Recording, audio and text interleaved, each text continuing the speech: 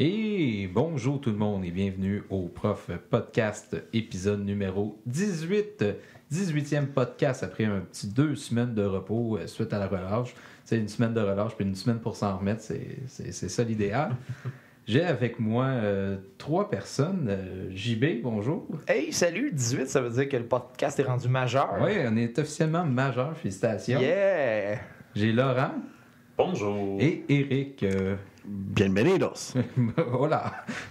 Et Eric Archambault. Oui, exactement. Oui, dis-nous donc un peu qui tu es. Un intervenant de vie spirituelle et d'engagement communautaire à l'école J.H. Leclerc, une école de Granby. Parce que ça va introduire le sujet. Oui, mais avant d'introduire le sujet, on a un commanditaire de la semaine cette semaine. Laurent, je crois que tu connais très bien le commanditaire. Vas-y. Oui, OK, ben c'est une surprise de commanditaire. Alors, le commanditaire de cette semaine, c'est MJ et compagnie. MJ ici, un café, traiteur, boutique à Saint-Jean-sur-Richelieu, au 300 rue Champlain, et sur l'avenue Bourgogne, à Chambly. Écoutez, si vous allez au MJ ici de ce temps-ci, les mercredis, jeudis et vendredis, à partir de 3h jusqu'à la fermeture, c'est 6$ pour café à volonté. Donc, pour les profs qui corrigent, pour ceux qui finissent leur bac en enseignement, qui étudient, c'est parfait, 6$ pour café à volonté jusqu'à la fermeture. Ceux qui songent à retourner en enseignement. Oui, ceux qui sont prêts à revenir dans les classes, selon ce que le ministre a proposé aujourd'hui. Alors, pour tous ces gens-là, MJSC à Chambly. Oui, Et à Saint-Jean, c'est la merci beaucoup. JB en a parlé un peu. C'est rare qu'on fait ça. En fait, c'est la première fois qu'on va faire ça. Je pense qu'on va faire un petit 10 minutes là-dessus. D'actualité. Sur la nouvelle qui vient de sortir pour nous, telle que vous allez dire, c'est une chose qu'on a entendue il y a des mois, que vous avez écouté le podcast, mais ça vient de sortir pour nous. Monsieur Roberge qui fait un cri du cœur pour aller chercher des nouveaux profs.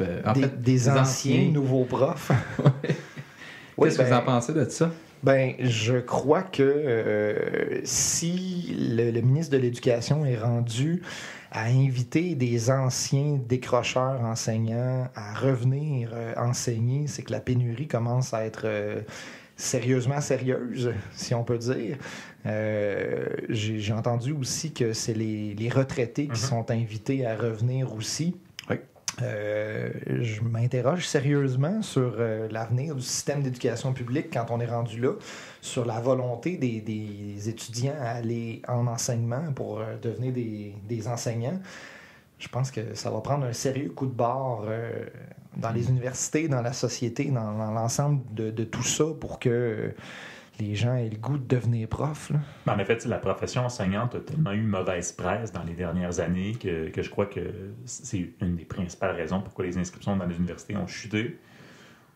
Bon, c'est un appel à l'aide, un appel à tous les gens de bonne volonté. Mais c'est sûr que, moi, je peux comprendre peut-être de dire, si vous croyez qu'on n'avait pas besoin de vos services il y a quelques années, parce qu'il y avait peut-être trop de diplômés dans certains champs d'enseignement, et là, de leur dire, finalement, là, on est dans une pénurie, c'est officiel, on a besoin de vous, ça peut envoyer un bon message pour dire, on vous ramener.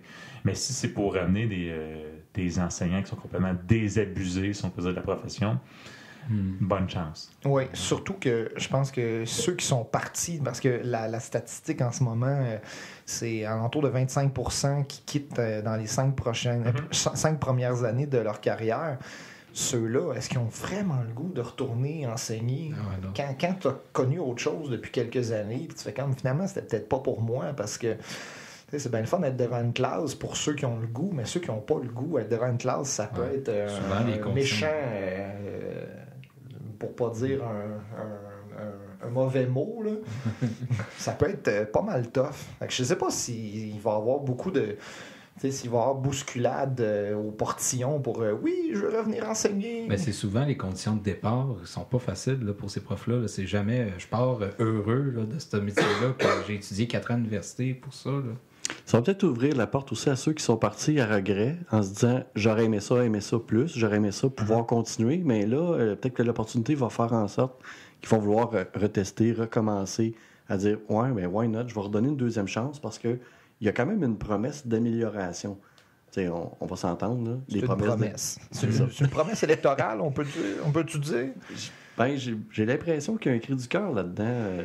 Oui. La volonté du ministre aussi. Mais j'ai hâte de voir si, comme on dit, les babines vont suivre les bottines. Oui, ça, c'est tout non, le temps je pense que c'est le même l'inverse. défi. C'est l'inverse.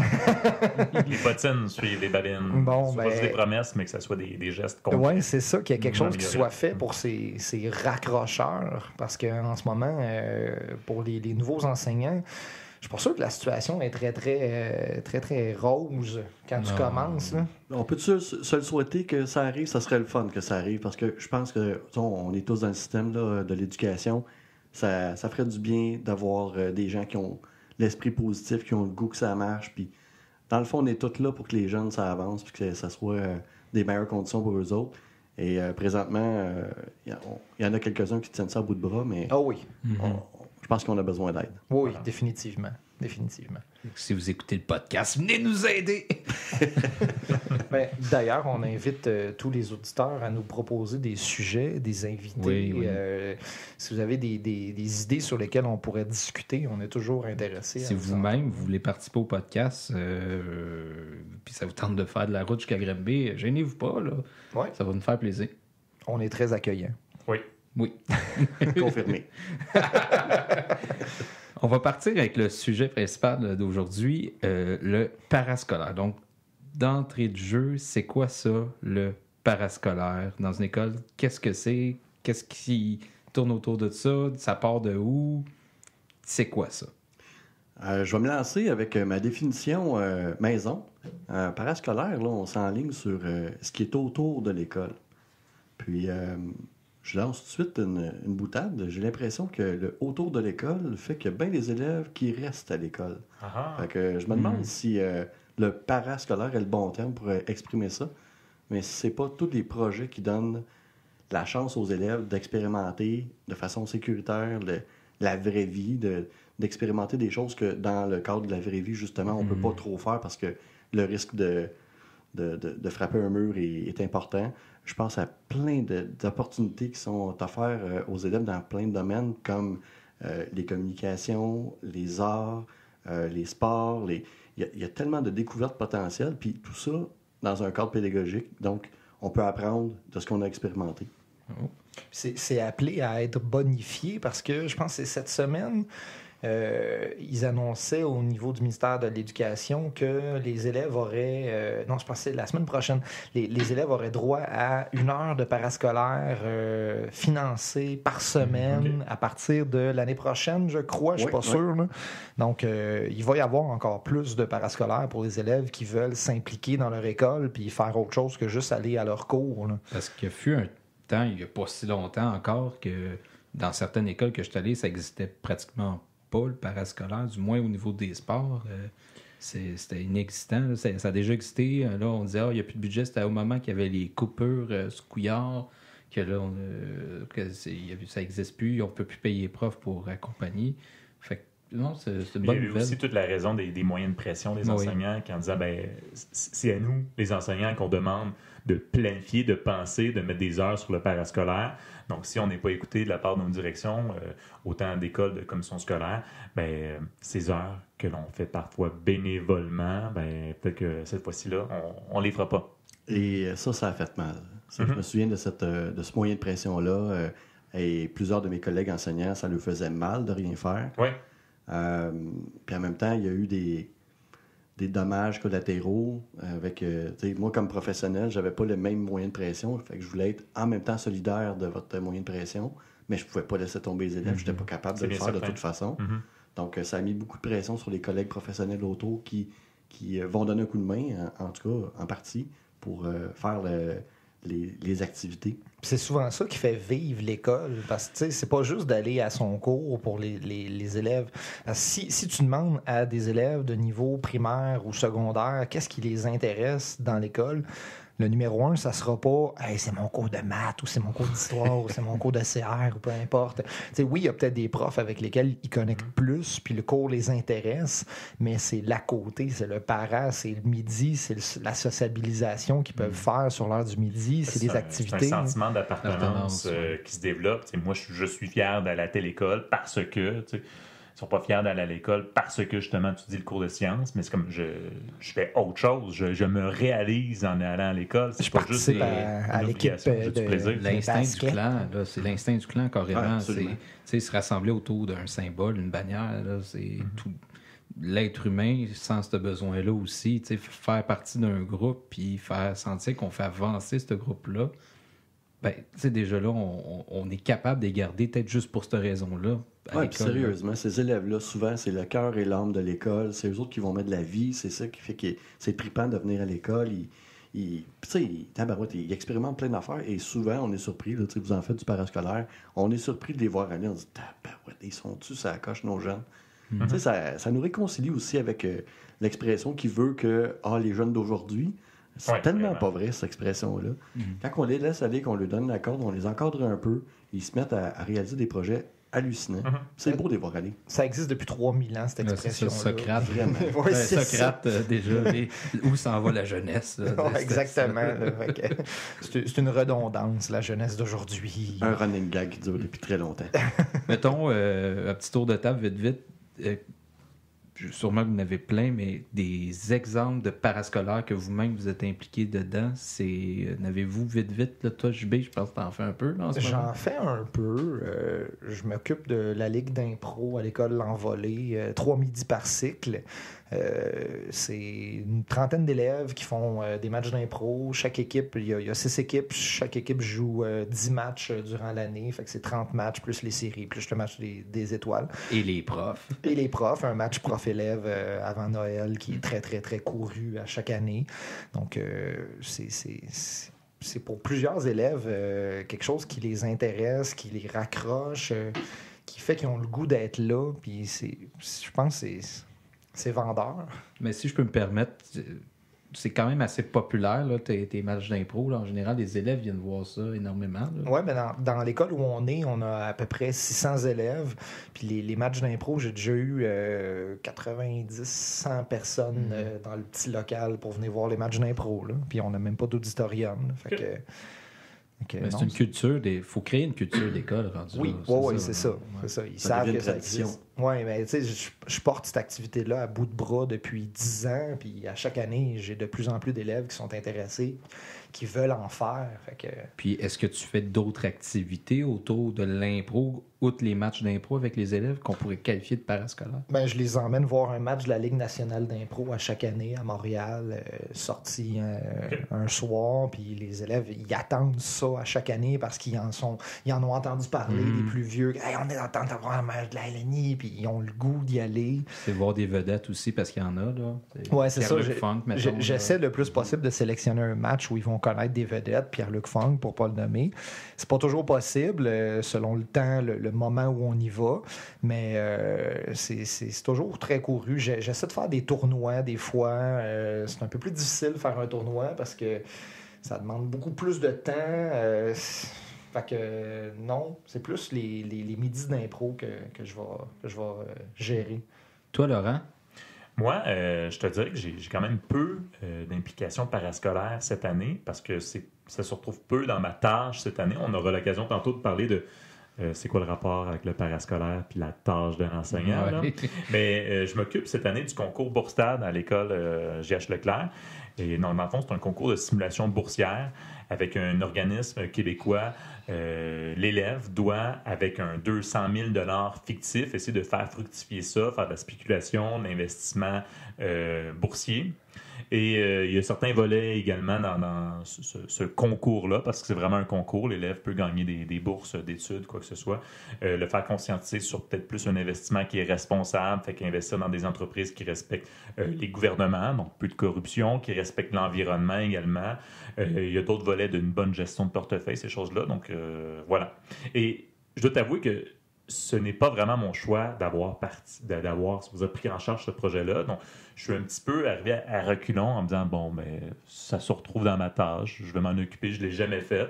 Et j'ai été quand même agréablement surpris qu'après un message dans l'intercom, je me disais, bon, ça va passer inaperçu comme plusieurs messages à l'intercom parfois quand on parle de loisirs.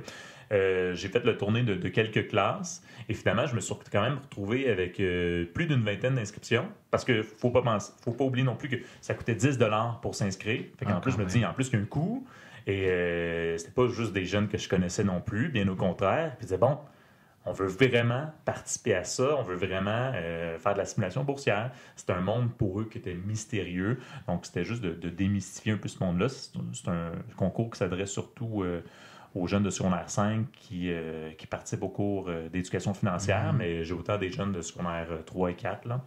Donc, voilà. Des fois, c'est surprenant. C'est un drôle de parascolaire quand même. Là. Oui, non, je suis d'accord, mais c'est ça, tu sais, de passer des dîners au local informatique, à essayer de leur donner des consignes, puis en même temps, je découvre un peu ça en même temps que les élèves, mais non, je suis agréablement surpris parfois que les activités parascolaires suscitent plus d'engouement qu'on l'aurait cru, voilà. Toi, Eric, en tant que ABSEC, je ne vais jamais me tromper, là, j'ai tout le temps... t'es excellent. OK, excellent. ABSEC. Est-ce que tu en gères? Est-ce que tu en crées? C'est quoi ton rôle par rapport ou ton implication par rapport au parascolaire? On a combien de temps, là? Il nous reste un bon 30 minutes. Là. Oui, OK. Je ne le prendrai pas tout. Écoute, c'est sûr que les projets que je mène, il faut que ça tende vers deux objectifs principaux, c'est-à-dire développer la connaissance de soi jusqu'à donner un sens à sa vie ou s'impliquer dans la communauté jusqu'à s'y engager. Donc, toutes les activités parascolaires sont un terreau extraordinaire pour semer ce désir-là d'apprendre à se connaître puis de s'impliquer. Donc, c'est des outils pour moi qui sont extraordinaires. Puis, la réflexion que je vais amener avec les jeunes après, les discussions que je vais avoir pendant l'activité ou avant, ça, c'est là que je vais faire mon intervention. Donc, comme l'impro, je suis impliqué. J'ai toutes sortes d'activités. Là. Il y en a qui sont plus humaines, sociales. D'autres sont de type plus culturel. Sportive un peu moins parce qu'il y a beaucoup de développement sportif à JH puis il y a des enseignants excellents qui s'en occupent. Donc, je touche un peu moins ce volet-là, comme il est couvert. Mais du ludique qui, en apparence, a l'air de rien, mais je disais souvent à des enseignants, toi, ton meilleur souvenir du secondaire, c'est quoi? Puis ils m'ont jamais parlé de leur cours de français. Donc, je reviens à ce que JB disait tantôt. Effectivement, ces moments-là vont marquer un peu l'histoire. Dans les grands événements que j'ai menés, j'ai eu des spectacles qui ont eu un impact incroyable sur l'école, sur l'environnement, sur les jeunes en tant que tels, sur notre communauté, puis pour des causes en plus. Il y a un des projets là, qu'on a donné 100 000 $ en dons en dedans de 7 ans. Fait que c'est quand même remarquable. Puis c'est des jeunes qui ont été les maîtres d'œuvre de ça. Et ils ont été beaucoup plus loin que moi, j'aurais pensé. Là-dedans, je les ai encadrés, tout ça. Moi, je me disais, bon, tu sais, voyons grand, là, amusons-nous. Ils ont été tellement plus loin que j'aurais pu croire que des jeunes auraient pu se lancer. Là, des commanditaires, c'était énorme comme projet. Il y en a d'autres présentement. Je vais à l'Accueil Bonneau à Montréal. Ça a l'air un peu innocent, mais on s'en va avec des gens qui vivent des fragilités humaines, qui sont avec des grosses problématiques, des fois de santé mentale, évidemment financière. Et ils sont d'un respect hallucinant. Ils font preuve de maturité. Ils sont surprenants et étonnants. Moi, je m'émerveille quotidiennement de la qualité de nos élèves. Écoute, il y en a tellement d'autres. Des activités qu'on fait, des fois, c'est des karaokés. Ça peut être des activités qui ont l'air de rien, mais aller chanter devant toute sa gang d'amis, c'est un défi en soi. Là. Ça demande du guts. Oh que oui. J'ai pas eu encore ce guts-là. C'est parce que t'es comme moi, tu chantes pas très bien. Je l'avoue. J'ai d'autres talents.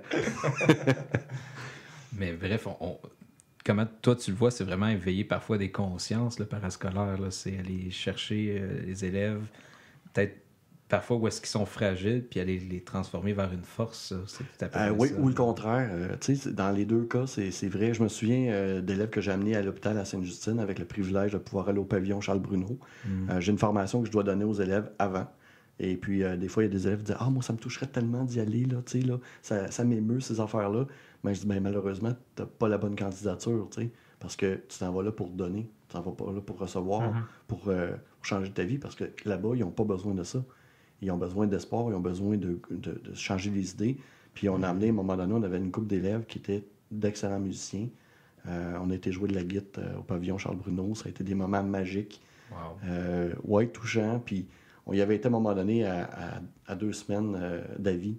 Puis il demandait était où une des jeunes qui était là, qui était super le fun à chanter avec nous. Puis elle était décédée, tu sais. Oh. Fait qu'on a fait un wrap-up aussi sur la fragilité de la vie.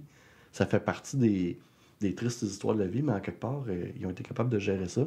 Puis la surprise, tu sais, ils avaient compris là-bas qu'elle n'était plus là. Et puis ils ont été capables de faire leur job, de prendre soin des enfants. Ils ont, tu sais, D'être professionnel, tu sais. Ouais, absolument. C'est spécial. on Ouais. parle de jeunes qui ont 16 ans, 17 ans, puis on voit du professionnel chez eux. C'est hallucinant. Le parascolaire nous permet de voir ces élèves-là dans un autre contexte. ouais, dans un autre angle, tu sais, la vraie vie. Là. Puis c'est le genre d'apprentissage dont ils vont bien plus se souvenir dans Écoute. toute leur vie que théorème de Pythagore ou la Constitution canadienne. Là. Ouais, puis c'est pas de dénigrer ces enseignements-là qui sont importants aussi. Non, mais c'est ça, c'est ça. L'autre, il va te rester toute ta vie Oh oui. marqué. Il va peut-être changer une direction. Tu sais, j'ai des élèves, leur rêve, là, c'était de faire l'animation radio. On lui a donné le mandat de caler une conférence de presse. Voici avec qui tu vas parler, voici comment tu vas t'organiser. Puis aujourd'hui, il travaille là-dedans. Tu sais. Ok. C'est ça sa job. OK. Fait que c'est vraiment trippant, tu sais, des beaux succès comme ça. Puis je m'attribue aucun succès. Là. C'est ce jeune-là, je lui ai offert une opportunité, il l'a saisi. That's it. Parascolaire, pour moi, c'est offrir une chance à quelqu'un, il a saisi, nice, go, vas-y, mon homme ou ma fille. Je vais faire du pouce là-dessus. Le parasco, est-ce que vous considérez que c'est, sans dire le meilleur facteur de protection, mais un excellent facteur de protection contre le décrochage scolaire? Hey, Colin, je vais te oui solide, là. Ouais. Écoute, la motivation scolaire, c'est pas dans le bras gauche, c'est pas sur le bord de l'orteil droite, c'est intrinsèque, c'est dans tout l'être humain. Fait que quand tu as une raison de rentrer à l'école qui te motive, ta motivation se fait sentir partout. On a fait un petit sondage maison avec les jeunes qui étaient impliqués dans un gros spectacle. C'était un travail quotidien. Ces jeunes-là se mobilisaient par eux-mêmes tous les midis de la semaine, alors que moi, j'avais un seul midi dédié à ça. Donc, on faisait la réunion du lundi ou de la première journée d'école. Puis, j'avais voulu la changer à un moment donné pour le mercredi. Puis, on dit non, tu comprends pas. Là. Nous autres, le dimanche, on a hâte de se coucher parce qu'on sait que lundi, on a une réunion du show. Là. Fait que, change pas ça. Là. On a hâte de se coucher, c'est quand même. Mais je te jure. Puis, il y en a un qui m'est arrivé avec ses notes. Il dit, avant que je connaisse le spectacle, moi, mes notes, là, ils étaient en moyenne de 8 à 12 % plus basses. Puis, il dit, sans changer rien. Puis, parfois, il manquait des cours. Là, ça arrivait. Mais la motivation était tellement grande que leur intérêt à réussir leur cours, puis c'est un critère. Là. On dit, écoute, si tu es en échec, on va avoir de la misère à justifier certaines présences à des activités. Là, il était solide, là, puis tabarouette, j'ai vu les notes, puis je veux... Donc, il y a une incidence directe sur la réussite éducative. Mais oui, ils ont une raison d'être. Moi, je le vois aussi en impro, des élèves que s'ils ne fonctionnent pas dans leur cours, si je leur dis si tu te replaces pas, tu manques un match d'impro, c'est pas long que l'élève il se replace puis non, il n'a pas le goût de manquer un match d'impro. Okay. Mais moi, j'ai comme une question qui me vient en tête comme ça. Les élèves qui, disons qu'on voit un changement drastique chez eux, dans le point académique, dans leur comportement, est-ce que par votre expérience, vous devez lui faire prendre conscience que, hey, là, tu as changé pour le mieux? Ou souvent, c'est eux qui vont aller vous voir et vous dire, hey, il y a quelque chose qui a changé depuis. Tu sais, tu mentionnes ça, mais est-ce que est-ce que c'est plus courant de nous avancer vers l'élève et dire, t'as-tu remarqué ça? Je sais pas. C'est ça, c'est du cas par cas, je dirais. Ouais. Une réponse plate d'avocat, là, Ouais. ça dépend. Ouais.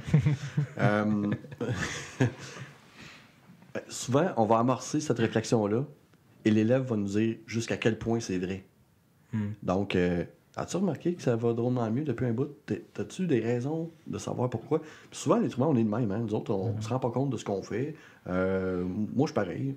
À un moment donné, là, j'améliore des affaires dans ma vie. Puis un commentaire d'un ami, d'une personne qui me côtoie. « Hey, Eric, il me semble que tu as plus de facilité à telle chose ou à telle chose. » Là, je me rends compte que, avoir pris tel cours ou avoir fait telle formation est venu m'aider et m'a changé. Ben, c'est pareil pour les jeunes. Puis ça, évidemment, moi, c'est mon rôle, je m'en fais un devoir, mais je pense que j'ai pas l'exclusivité de la vie spirituelle et de l'engagement communautaire. Ma job, c'est de m'assurer qu'il y en ait qui se développent dans l'école, puis il y a plein d'enseignants, puis peu importe l'enseignement, la nature de leur enseignement, là, soit en maths, en français, en éthique, peu importe, là, en éduc, peu importe, ça n'a pas rapport. On est-tu en train d'aider l'élève à se connecter à ce qu'il est, puis qui va rendre le service à la communauté optimal parce qu'il va être heureux dans ce qu'il fait. Devenir un meilleur humain. Devenir un meilleur humain, that's it. Fait que cette connexion-là, l'élève, nous autres, il faut juste s'assurer que t'as rendu compte de comment tu évolues. T'as rendu compte de comment tu es rendu bon dans telle affaire. Puis ils s'en rendent pas compte des fois. Puis à un moment donné, ce déclic-là, c'est le coup de pouce. Vous dites, les profs, là, dans vos classes, la phrase que quelqu'un se souvient pour toute sa vie. Puis les élèves, ils vous revoient des années plus tard, puis ils vous disent, t'as dit telle affaire dans la classe. Ah oui. Ça m'a tellement marqué. Puis vous le savez pas, ça. Mais c'est notre job. On ne peut pas le prévoir d'avance. Non, c'est ça. C'est ça. Puis des fois, c'est pas ce que tu as dit, c'est ce que tu as été. Les élèves ne se souviennent pas nécessairement de ce que vous avez un enseigné. savoir-être que l'enseignant... Oui, c'est ça. La qualité humaine, ils sentent ça. Là. C'est du ressenti. C'est malheureusement, j'ai envie de dire, notre système reconnaît davantage la quantité que la qualité. Ouais. Puis ça passe parce que ça se mesure moins bien. Ça se mesure. Ça se mesure plus facilement, une quantité. 8 élèves sur 12 ont réussi grâce à... C'est plus facile à mesurer que du parascolaire. Ouais, c'est aussi l'aspect comptable qui est rendu dans... Est-ce que le parascolaire va être rentable? Est-ce que ça va permettre à plus d'élèves d'être impliqués? Combien ça coûte par élève de faire ce parascolaire-là? Sans se demander, est-ce que l'élève va être mieux? Est-ce qu'il va se sentir plus impliqué dans son éducation? Là, son c'est ça. Est-ce qu'il va y avoir moins de décrochage? Oui, non, c'est ça. Okay. Sans tomber dans les extrêmes, mais il y a ça aussi à considérer. Des élèves qui m'ont témoigné, moi, grâce à mon implication avec toi, Éric, j'ai pas fait le passage à l'acte. OK. Comment ça vaut, ça? C'est pas dur à de prix. mesurer. Hein? Ben, ça m'arrive, j'ai envie de dire malheureusement ou heureusement, ça dépend du point de vue, mais chaque année. Chaque année, on a des témoignages comme ça suite à des implications parascolaires. Puis ça, c'est sûr que moi, je suis témoin, mais il y en a d'autres que ça va être le sport qui va faire cet effet-là. Ouais. Le fait d'être impliqué dans une équipe de hockey, une équipe de C'est l'équipe de football et toutes les équipes sportives, ça apporte un certain sentiment d'appartenance. Ben, on parlait tantôt de la gang. Oui. Là.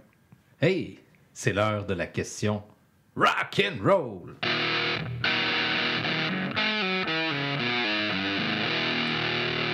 Un technicien en loisirs?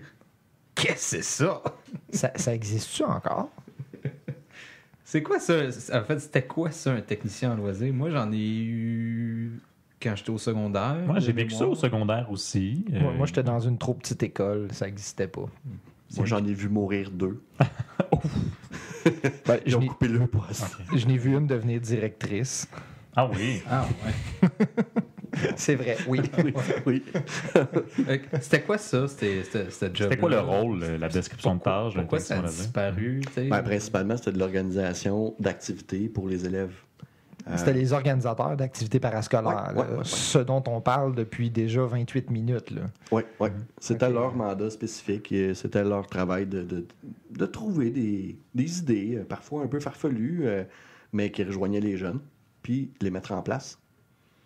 C'était quand même cool. Il y en avait une couple de techniciens, il y avait des comités avec eux, des jeunes, qui faisaient partie des organisateurs là, de projets. Puis ça, c'est cool parce qu'ils prennent une tâche de coordination. Parce que, est-ce que tu sens que depuis qu'il n'y en a plus de technicien en loisir, on t'a donné le mandat, soit le technicien en loisir, sauf que faut que tu aies tout le temps une orientation. Ouais, c'est une excellente question, Laurent. On voit que tu es intelligent.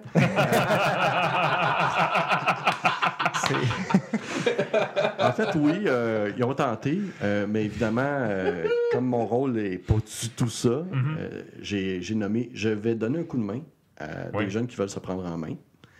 Je vais les aider, absolument, mais toujours dans une perspective de développement de leur autonomie, de leur vie spirituelle et de leur engagement dans la communauté. Donc, ça serait facile pour... quand on ne comprend pas, quand on est à l'extérieur, là, quelqu'un qui ne sait pas mon travail vraiment, oui, il peut peut-être juger que je prends la place d'un technicien en animation. Mais non, c'est pas mon travail. Non, Ce qu'on a décidé de faire, par exemple, à l'école J.H. Leclerc, c'est de donner dans les tâches, on parlait de ça tantôt. Oui, parce qu'il y en a plusieurs enseignants qui t'aident, pas nécessairement dans tes mandats, mais dans plusieurs mandats d'animation, d'animer les élèves, que ce soit pas nécessairement quelque chose vraiment comme impro ou vraiment quelque chose comme un sport, mais vraiment, bon, il faut qu'il se passe de quoi sur l'heure du dîner. Je sais qu'il y a un comité là, dans différentes écoles, un comité d'animation pour créer un paquet d'activités qui sont éphémères ou qui vont se répéter. Là, mais... En fait, dans mon rôle, c'est je vais aider à la co-animation ou à l'organisation de certains événements. Puis lors de l'événement, ma job, c'est de permettre à des élèves de connecter sur qu'est-ce que tu viens de vivre. Puis je vais avoir des discussions avec les élèves qui ont participé ou autour, leur donner une chance de voir des commentaires du genre... Hey, wow, on est chanceux de se permettre ça, d'avoir la liberté de pouvoir s'exprimer dans notre école, de faire des mentions de « Wow, quel courage, bravo, on te félicite, tu viens de... » Fait que, tu sais, on vient de nommer tout haut des caractéristiques personnelles publiques. Fait que c'est de la reconnaissance. Puis le pouvoir de la reconnaissance, ça pourrait être un sujet là, que tu pourrais mettre en place. Le pouvoir de la reconnaissance. Puis c'est peut-être certains élèves qui l'ont jamais eu à la maison, leurs parents leur disent pas qu'ils sont bons, qu'ils sont capables de faire quelque chose. Donc, cette reconnaissance-là, de l'avoir à l'école, c'est peut-être ça qui font que je me raccroche. Oui, c'est peut-être un premier pas vers quelque chose que, on ne connaît pas le vécu de tout le monde, hein, on ne sait pas. Mais quand on fait une intervention qui est positive, qu'on vient de nommer une force, on ne peut pas se tromper souvent. Je pense qu'on est dans le mille. Ça peut être une gang de gars qui viennent chanter au karaoké puis que ça sonne comme vraiment la chenoute. Qu'on leur dit « Hey, bravo pour votre courage! » Ils sont super contents. Ils viennent d'avoir... Ils viennent de réaliser un défi peut-être de gang. Il y avait un gars qui disait en arrière « T'es pas game. » Puis ils ont été. Mais ils ont été game puis on les a pas blastés. On les a dit « Wow! Hey, vous l'avez fait! » Bon, on passe à un autre appel. On a beaucoup de gens, donc on va mettre un autre tourne. Sinon, Technici en loisir, tu me disais pas tantôt... Je me suis trompé. Je viens d'y repenser. Puis non, il y avait une technicienne en loisir. Je ne sais pas c'était quoi son rôle exact. Une organisatrice d'activités à l'école qui faisait journal étudiant, la radio, l'album des finissants, qui s'occupait de plein de choses. Là, en y repensant, je fais comme, OK, mon secondaire est loin. Là. Non, mais de toute façon, j'avais une autre question pour toi.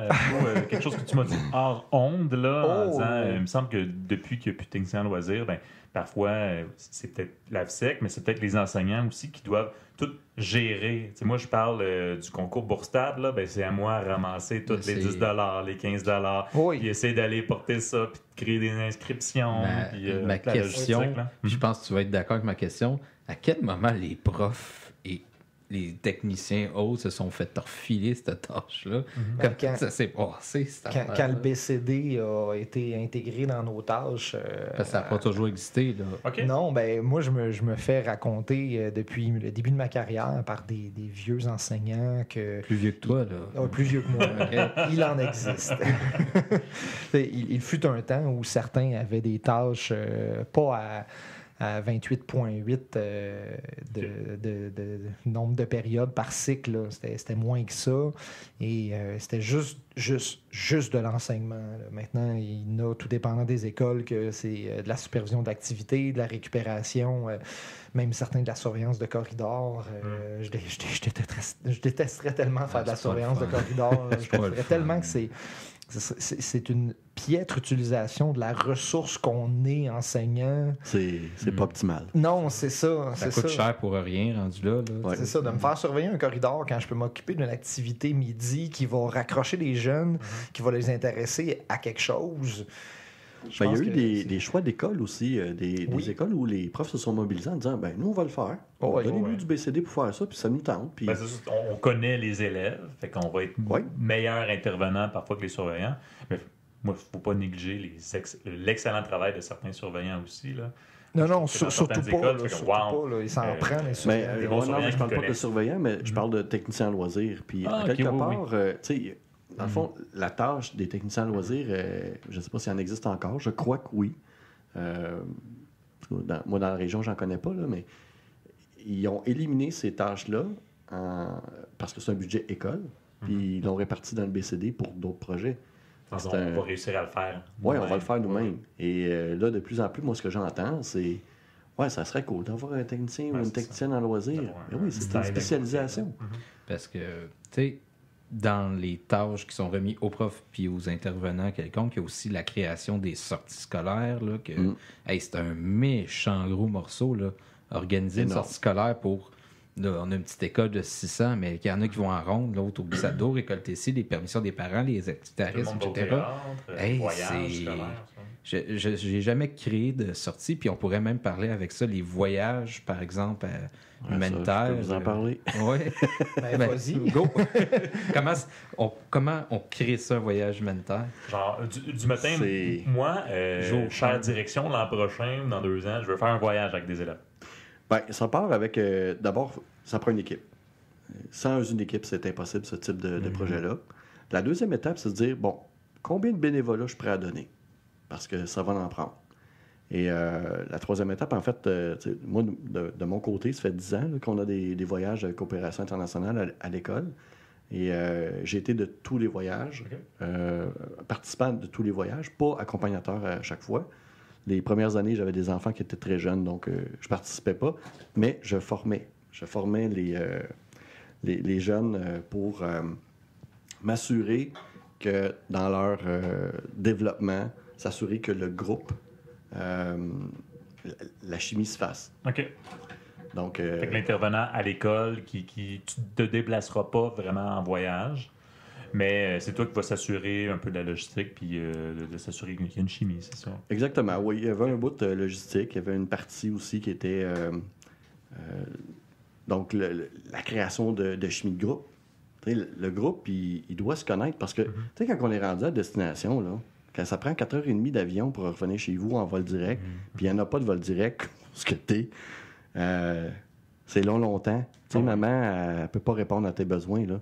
Donc, ça prend un bout où les jeunes se connaissent entre eux autres vraiment bien et que la chimie est créée entre les adultes et les jeunes. Aussi, ben oui. Donc, ça prend des journées de formation. Moi, c'est ces journées-là de formation que je faisais. OK. Puis que je fais encore d'ailleurs. Ces journées-là, c'est intense, c'est tough. Les jeunes, ils ont des formations sur la communication, sur les chocs choc culturel. Choc culturel, t'es rendu ailleurs. Bon, la chaleur, il y en a qui n'ont jamais pris l'avion. Il y en a qui ne parlent pas l'espagnol dans les pays où on est hispanophone. Tu te débrouilles comment avec ça? Donc, toute cette culture-là, elle est extraordinaire. Puis nous, on utilise les levées de fonds, les campagnes de financement des jeunes, comme un laboratoire pour savoir, t'es de quel bois, toi? On veut savoir, t'es fait comment? Ah, OK, d'accord. Donc, le résultat de la levée de fonds n'est pas importante. T'sais, tant mieux si ça va bien, mais c'est pas important. Ce que nous, on veut évaluer comme adulte, toi, t'es fait comment? T'es-tu un leader? T'es-tu quelqu'un qui est une bonne suiveuse? T'es-tu un conventionnel? Est-ce que les procédures, c'est important? Ton niveau d'anxiété? Fait que là, on mesure un peu le portrait de nos jeunes, puis on va créer des petites cellules qui vont être avec des bons leaders, des personnes. Là, on va créer nos sous-comités qui vont être nos petites familles. Là, parce que là-bas, on est des parents. Oui, c'est ça. Les parents. La beauté de la chose, c'est qu'au bout du jour, on les remet à leurs parents. Là. C'est temporaire. Ben, ça, c'est un expérience. On dit que les voyages forment la jeunesse. Hein? Ça aussi, c'est aussi vieux que ça crée. Oui.